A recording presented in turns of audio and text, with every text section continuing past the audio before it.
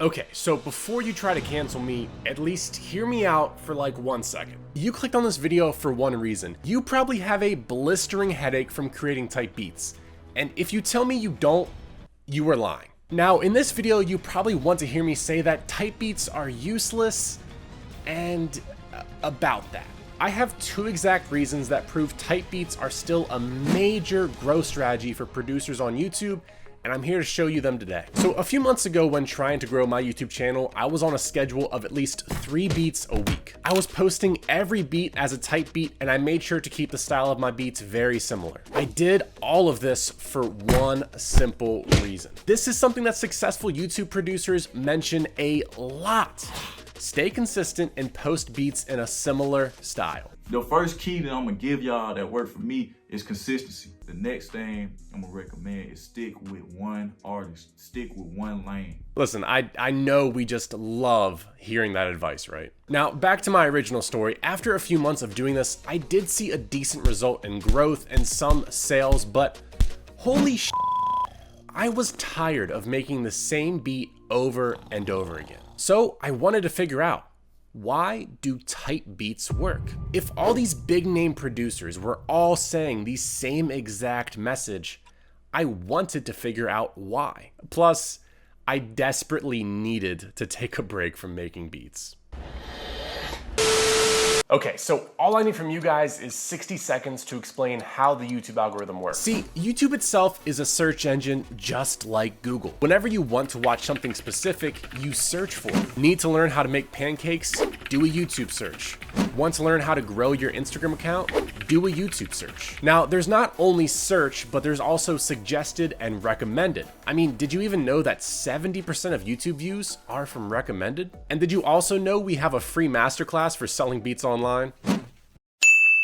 Now, suggested and recommended come in handy because since you watched a video about making pancakes or growing on Instagram, there is a strong chance you'd be interested in other similar content, so YouTube recommends or suggests it to you. It's the whole point of these algorithms, trying to figure out and predict what you want to watch next. If you've ever seen the movie The Terminator, we truly should be scared shitless at this point. But that's for another day, right? I'll be back. So now that we understand YouTube 101, these are the 2 reasons that you need to be utilizing tight beats on YouTube. First, artists search by using the phrase tight beats. They know YouTube will pop up results for exactly what they want. This will also kick on the YouTube suggested and recommended algorithms.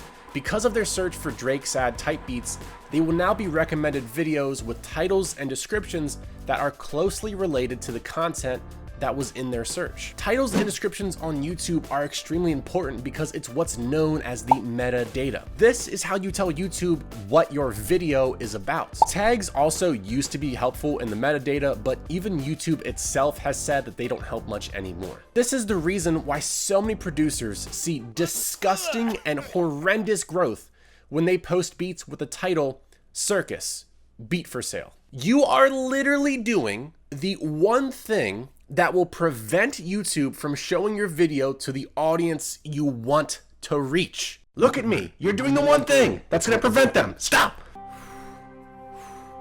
Find the zen, find the inner zen, okay. To quickly recap the first reason, we title beats tight beats because it's how artists find them. It's also how your content starts showing up on the homepage to be recommended to new viewers. YouTube uses the metadata from videos to know what to recommend based on somebody's history. Even if you make a sad Drake type beat, but you title it as something like XOXO beat for sale, YouTube doesn't have enough metadata for the video, so they don't know who to show it to. So it's not gonna appear in search, it's not gonna be recommended or suggested. So you might wanna change that title into a tight beat. All right, problem 1 solved. On to the next. Why do all of your beats need to be in a similar style? When an artist finds your beats on YouTube, odds are the first one they hear, it might not be a perfect match, or they might want multiple beats in the same style. Either way, providing a bigger catalog with similar style content is much more beneficial, especially when playing the YouTube game. Here's an example. Let's say you search how to sell beats online and you find one of our videos and you love it. Now you're all happy, excited, and motivated to get to our channel and get more even great information for selling beats online. But once the channel loads, the rest of all of our videos are about lawn care? And I mean, they say it right here, 140 miles per hour. That's faster than my car. This is essentially what producers are doing when they upload a whole assortment of genres for type beats. You're creating an endless cycle in the algorithm that goes nowhere. You make a few drill beats, the new audience of drill artists don't care about the boom bap or R&B beats you posted. And now when you make R&B beats, the new audience of R&B artists don't care about the boom bap or the drill beats. You get my point here. This is tough to hear, but YouTube is focused on the viewer first. Here are two examples to show my point at a very large scale. Take the channel Film Booth. Ed, the main guy on camera here, made a video about getting monetized on YouTube in 6 weeks. This video then blows up on the first few weeks of releasing on YouTube. And guess what? The whole rest of his content, it's all great content about growth on YouTube. So since this video blows up, these thousands, tens of thousands of new viewers are now seeing and being recommended more content on the same topic. This ultimately creates a snowball effect for all the other videos on the channel to rack up more views. Now, a not so happy example of this is one of the producers that I've been DMing. He recently posted a J. Cole type beat when his new album released, and it got 34,000 views.